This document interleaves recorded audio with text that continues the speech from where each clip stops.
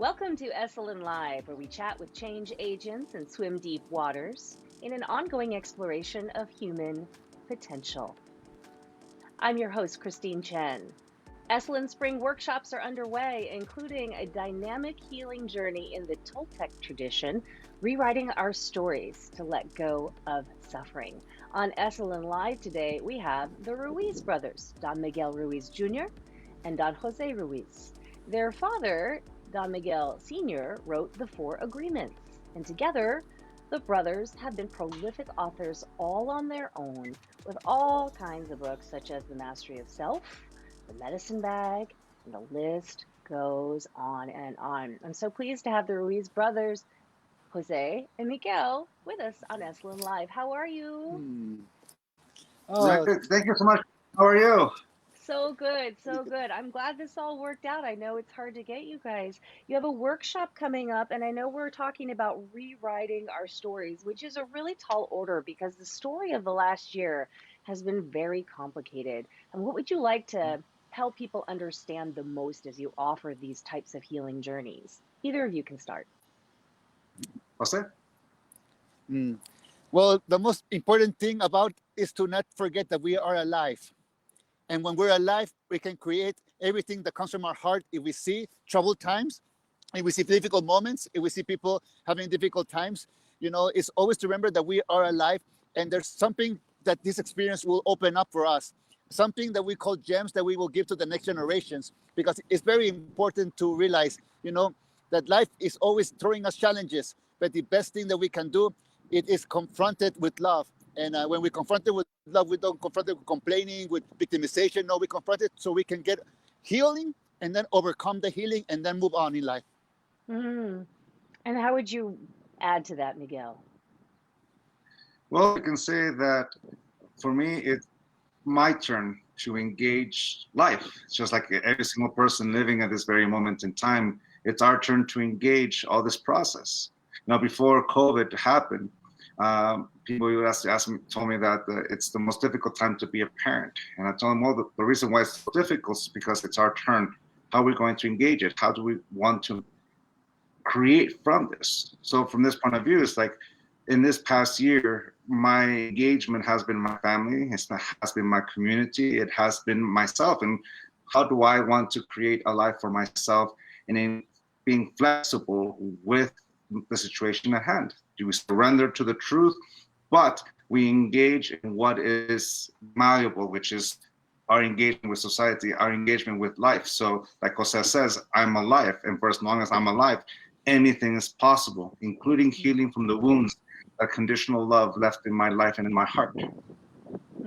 Beautifully said. I want to ask you, though, the two of you, because sometimes rewriting also means that you have to let things go. It's like a self-edit of life, right?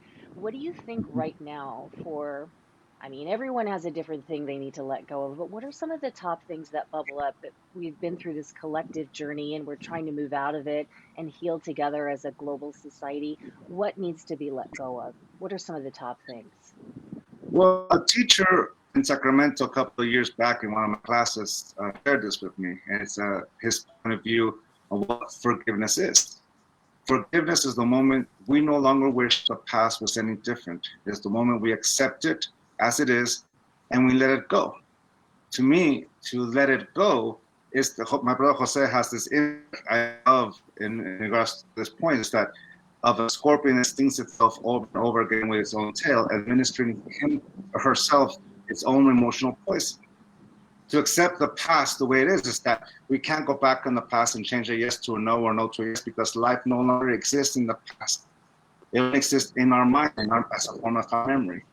The future doesn't exist yet, which means it only exists in my imagination, which means the only place I'm able to express my will, my intent, this choice of yes and my no is in this present moment. And in this present moment, I am the sum of every decision that I have ever made, every choice, every consequence, every reaction, every mistake, every success has led me here. But at the same time, I'm the youngest I will ever be. I have my whole life ahead of me. How do I want to live it? How do I want to engage it? And that's how I understand that phrase about forgiveness, is the moment where we accept the past, how it went down, how it happened, and we no longer use it to hurt us. I no longer use it to administer my own poison, and especially a poison I meant for someone else. It is a moment where I let that go and I begin my own journey, how I want to live the rest of my life. You can say, this is the clay I get to work with. What do I want to do with it? What do I want to create with it? And that, you can say, is as unique as every individual in this world. Every single one of us has a unique, what we have going forward is just a beautiful opportunity to live the life we want to live and heal from anything that prevents us from living that life. And Jose, what would you add to that? Well, the first rule of the mastery of awareness is to accept the power of honesty, to be honest with yourself. If you're not honest with yourself, you will never master awareness. And when you are honest with yourself, you can tell yourself with the truth in the heart, what serves you and what does not serve you, how you use people to hurt yourself and how you hurt people with your drama that you carry in life. When you realize that in front of the mirror, meaning you're honest with yourself, you begin to can have the opportunity to change that lifestyle, because in the Toltec tradition, there's nothing to learn, but unlearn what takes our inspiration away, because Toltec means artist of the spirit. So we're creating art. So honesty, it is the first step of respect, so we can have awareness and really transform our life. Because when we begin realizing what we want to change, we can do it by taking action. But if we realize what we want to change and don't take the action, we'll be complaining to our loved ones, complaining of ourselves, and that is something that we will corrupt. So the truth, like a master said, will set us free from ourselves. And then you begin seeing how everybody dreams. My father, my brother, teach about a certain teaching when you are the only one sober in a room where everybody's completely drunk. Everybody's completely drunk with their victimization, with their wounds, and they don't want to move forward. They want to complain about them, but they never want to heal. So when we are honest, saying, I'm done with this dream. You know, if you're done in a relationship, stop being abused, you know, by an abusive relationship, and you're honest, okay, this person loves me, but doesn't really love themselves. So how can they love me? So if they abuse themselves, they abuse me. So if you are the abuser one, and you're abusing yourself and abusing others, you can reflect and not use guilt and shame to, you know, feel the martyr and do it again. No, it's the reality that you really want to change your life. So honesty is the first step to drop our human form. And when I say human form, we don't talk about our life force or the body. No, it's what we pretend to be, because we've been believing our lies all our life, something that we're not, and lies is the foundation of hell. So when we realize that we've been lying to ourselves, the truth comes in and we'll begin setting it free. But this is the point of the addiction of suffering that controls all humanity. Like any substance, when you begin aware that you are addicted to suffering, the first step, hello, my name is Don Jose, and I'm addicted to suffering. With this awareness, I don't create shame, I don't create guilt, I'm not embarrassed to people know what I feel. My heart is an open book, my love is an open book, and I am an open book because I don't judge myself. And here's the trick. If you don't judge yourself, nobody else can judge you anymore, because you have truth on your side. And this is all the gift of the power of being honest with yourself. If you're just joining us on Facebook Live, we're with the Ruiz Brothers, Don Jose and Don Miguel Jr. Hello, they're here to answer your questions. So if you have any, put them in the chat, send them some love if you like. Don Miguel, I wanted to ask you about this quote that kind of dovetails nicely out of what Jose was saying about attachment and suffering and being present and being aware of what is happening in yourself now to release, to let go, to move on. Looking at the story of your life, do you take action as dictated by your attachment to knowledge, or do you use knowledge to take an action based on the awareness of your present moment? You said this recently, and I want to have you, if you would like to expand on this and explain how we can apply this. Sure. It was a lesson that my grandmother asked me, or a question that my grandmother asked me throughout my apprenticeship with her. Do you control knowledge, or does knowledge control you? When I was 14 years old, I had no idea what it meant, but as time progressed, I began to understand that in every facet of our attachment to life, to knowledge, that answer changes. So I applied it to 5 levels of attachment. At level 1, the authentic self, the answer to that question, do you control knowledge, or does knowledge control you? The answer is, I am a living being, the authentic self, regardless of what I think, regardless of what I know. I'm aware that I'm alive. At level 2, preference, that answer changes. It goes to, I'm aware of the authentic self, but I will use knowledge as an instrument that informs my choices as I move through life. At level 3, identity, that answer changes again. Knowledge and I are one. I think, therefore I am. My knowledge and I are one. I identify myself with this belief, this idea, this concept. Level 4, internalization, it changes again.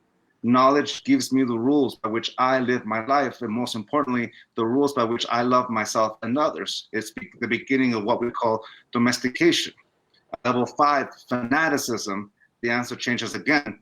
Knowledge has complete and total control of who I am and what I think I should be, and who I'm supposed to love, and who I'm supposed to accept, and who I'm supposed to reject, and who I'm supposed to hate.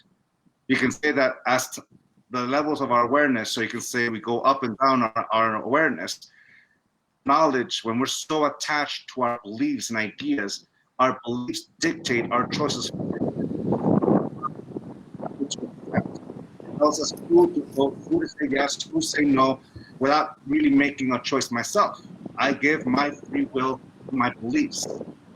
But as we begin to let go of our ideas, our attachment to knowledge, you see that knowledge is an instrument that it can form our choice, but I'm the one making the choice. I'm the one who controls my will, that I have free will to say yes and no to things I want to say yes and no to. Then at that moment, as I'm aware of who I am, knowledge is my ally, because I no longer have the need to corrupt it, to make it fit what I want to see. And I use it as this instrument that allows me to be aware of the choices I make. Awareness, you can say, is this constant communion with the environment that surrounds me. Awareness is be able to see what that is. And Jose, I want to bring you into this conversation a little bit. I'm having a little trouble hearing Miguel over your microphone, which is some sort of wind. So can you hold the microphone a little closer to your mouth? Just a little bit, Jose? Yeah, Oh, me? Okay. Yeah, for sure. Yeah, I think there's some Okay. wind coming in. And Yes. then what Miguel was saying about practicing this and like really going through the motions, not going through the motions, really taking action. This really kind of leads me to ask you about the practice with which we do this. So you said recently, the simple truth is that every person is an artist, and the art that we create is the story of our life.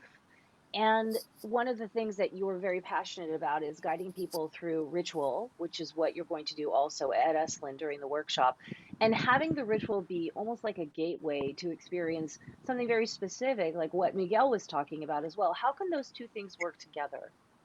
And can you give us an example? Well, yes, it's about gratitude. Gratitude to be alive. Gratitude to be alive in our home. Because one point of view that no, we are the artists is because we have the biggest source of divine Mother Earth, and we are part of Mother Earth. It doesn't matter if you're male or female, you're alive. And when we begin realizing this, every human is an artist. And the beautiful thing is that Mother Earth gave us life. You know, we, humanity, is one living soul that have been carrying all this information for years, and we clean up what doesn't work, and we go ahead with what works. And the opportunity that we can even go to space and see the beauty of Divine Mother from a different point of view is because we love her so much, because she gave us life. So with this in order, we can see that our life has been a story.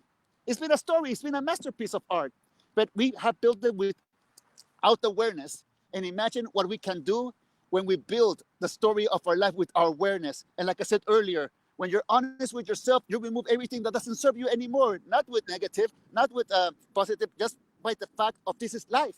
And we let go of that dream, and we accept the new dream that's coming in is the new absorbing of life. So we will create with that art. So many people get stuck in the past with their wounds. That's not happening anymore, but their addiction to suffering continues happening, the wounds, because they have the permission to manipulate their loved ones and themselves and to enable themselves to not take action. So when you know that you are the story of your life, and you say, oh my God, I am a victim in my story. I don't want to be a victim of my story, because every time someone tells me that, I react. So, okay, let me take my power back. Yes, I am a victim, but I don't want to be a victim anymore. I would change the story of the main character of my life. It's no longer a secondary character, but it's the main character. And with this, I have the opportunity to express myself however I want in life. And no one can judge me if I don't judge myself. So the beautiful thing that this is happening is that the example that we live in life, the little kids are watching us. So if we live with victimization, with addiction of suffering, we're telling the little kids that it was okay to be addicted, it's okay for suffering. But could you imagine us saying that? Saying that's not right. I don't want to give that to the little ones. We adults, from the 20 above, we already were programmed. But there's so many kids coming up with new programs that look up to us. Like I used to look up to my elders who were like 20 when I was like 9 or 10, and I could hardly wait to be with them. But they were drinking, they were doing these things, and for me that meant to be a grown up. It is not. It's just a lie of experiencing life. Is actually a slow suicide. But when you wake up and you feel inspired, you begin nurturing your body, because it's not only about putting positive things in your mind, but it's also putting positive food in your body. Because if you put negative food in your body, that can create depression, that can create many body not happening. So when we know that we're the main characters of a story of our life, we ask the question, how you want to live, like my brother says to me, how you want to live your 30s, how you want to live your 40s. And the beautiful thing about Father says, it is, this is your dream. If you don't like your dream, you can change it just like that. You don't need to make examples. You don't need to be justification or excuses why you're changing it. No, just changing it and life will follow. People who love you and support you will follow.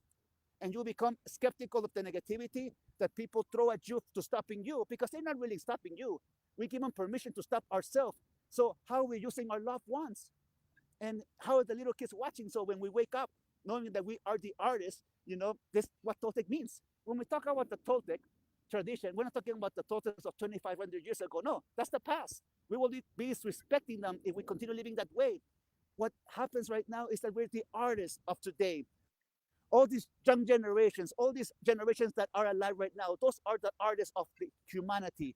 Those are the artists of the dream of the planet. So imagine all of us waking up into kindness, into love, and it starts in our own home. And what I mean in our home is in our Mother Earth body, because this is Mother Earth. So just imagine, many people say, I love Mother Earth, I love Divine Mother, but they suppress themselves with thoughts. I'm no good, I'm poisonous, why even try to love? Nobody loves me. When you begin breaking that character, it's because that's the old character of the old human form dropping. And guess who's coming back? The resurrection of the embodiment of love. Because I do believe in resurrection is in the same life. And this is like the cartoon, the Christmas Carol, when Ebenezer Scrooge was known to be the most eager, greedy person, very negative, and all of a sudden he had an epiphany of his dream. I don't want to die this way alone. So he wake up, and like that, it was changing. People were afraid of him, but they get used to, because something happened. The resurrection of love came up, and that's the same with all of us, because all of us have suffered, all of us have wounds, and some of us don't have the strength to come up. That's why it's so powerful when you find your strength and you are an inspiration to others, just like my father was to me, my brother and me. I'm going to bring up this question from Jade Alexis. I think I'm reading your last name is Sakare. How do you release your ego fear in order to access your full divine Life's a beautiful knowledge? dream. Yeah. And it's a gift. Look, thank you so much for your question, Jade. First, for me in my life, is to come to peace with no longer abuse it like we can abuse alcohol or drugs. For me, the function of fear is to keep us safe. We respond with either flee, fight, or freeze. If we have a danger in front of us, we will freeze. We will fight if we want to survive, or we will run as fast as we can. That's a natural reaction that the body has. It's just a natural response. So from that point of view, the function of fear is to keep us safe when we're in danger. False evidence appearing real, also known as irrational fear. The mind is so powerful that it can project onto the world all the what ifs and answer it with the worst case scenario. Imagine being in the movie theater. You go to your movie and you go to that one movie, that horror movie that brings fear. In my case, when I was young, it was Poltergeist, The Exorcist, and the last movie that made me feel fear was The Blair Witch Project back in 2000, the first time I saw it. For a whole week, I felt fear. Now, here's the thing. I'm sitting in that theater. I'm safe. It's only sound coming from speakers and light being projected onto a screen. But the mind, once it's fully engaged in the story, can't tell the difference. And I begin to feel fear. That freeze when that flee when I close my eyes and close my ears. You know, I try to flee and I can't run physically, so I try to run in any way. Fight is the scream. That's, you know, those are the reactions. But I'm not in danger. I'm in no danger. Here's the thing. My mind is more powerful than any movie projector can create. My mind can think of all these possibilities and answer all the what ifs with the worst case scenario. At that moment, I begin to abuse fear in the way that I abuse alcohol and drugs. I no longer use it to protect myself. You can say that I abuse it because all of a sudden I'm afraid of all the projections I make to the world. At that moment, life is not putting a danger in front of me, but I'm imagining it. Ego is easier to understand as a function rather than a concept. The function of ego is to keep the illusion alive. And the illusion we normally protect is this image of self that if we live up to it, we're worthy of love. And if we fall short of it, we're worthy of our own rejection, otherwise known as conditional love. I love myself if I live up to the expectation. Trying to live up to the image of Don Miguel Ruiz Jr., in my case, for example, whom doesn't exist. The function of ego is to keep that image by which we domesticate or condition ourselves and protect it at all costs. So from that point of view, fear is that instrument that we give ourselves to suppress ourselves, to reject ourselves, to love ourselves conditionally, but, and the most important part, is to freeze. To no longer trust our own choices. To no longer trust my yes and my no, and to believe, dictate what I'm going to say yes and no to. So from that point of view, of that ego fear that blocks my self-awareness is to go beyond fear, which to me simply means starting by respecting fear. I, Miguel Ruiz, abuse fear, I abuse alcohol and drugs, and I begin the process of letting go. Humanity has created all these beautiful instruments that allows us to face our fear. Cognitive behavioral therapy is a wonderful theory, processing, engaging, and more importantly, that kind of therapy where you face your fear. All you come away with is realizing that it was all an illusion. The best way to let go of fear is to cross a threshold that your self-doubt told you you couldn't cross, and you cross it. And the best question arises from that moment you cross a threshold. What else can I do? And the most beautiful answer comes, anything, because you know you can cross it because you've crossed that threshold.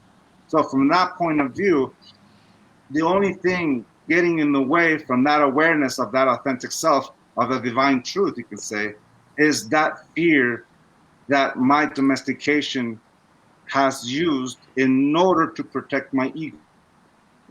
Once I accept, I can let go. Sorry. There's so many, that's okay, I'm so sorry. There's so many layers to your wisdom, and I think that people, if they come to your workshop or read any of your books, they'll get to dive deeper and deeper and deeper and deeper. This all really kind of sourced in the four principles of Toltec wisdom. So I just want to show them to you right now. And the Ruiz brothers will be going over some of these and diving into it with you at their workshop, which is coming up at Esalen, April 2nd through the 4th, a Toltec Path to Freedom, a Toltec Path to Freedom, and a way to stop the suffering and get us all to a place of greater healing. I think that we lost Jose for a little bit. So, Don Miguel, I will say goodbye to you and thank you so much for joining us here on Esalen Live. Oh, wait, let's get Don Jose in here one more time. One more time. Just to say goodbye. Sometimes technology has a way of just managing the flow of things, and just we have to let go of what we can't control. But what's so great about it is that we can try again. So, Jose, Miguel, so appreciate you being here on Mm, Esalen Live. We mm. are also, yes, absolutely. You can sign up for their workshop. Please, please, please take advantage of the wisdom of the Ruiz brothers. They have so much to add to the way that we're headed in life, trying to heal, trying to reincorporate ourselves into a new normal. But what is that anyway? Have a great day, everybody. Mister, thank you so much. Have a wonderful day. Thank you. Thank you so Yeah. much. And thanks. Look at all the beautiful love coming into you right now. Thank you. Thank you. Thank Selena, you. Todd, so many people saying thank you. Vava, Tani, Deanna, Angela. You guys are great. Thank you so much, everybody. Thanks for joining Esalen Live. Stay connected. Esalen.org on Facebook and Instagram. Thanks for joining us, everyone. Have a beautiful, wise day.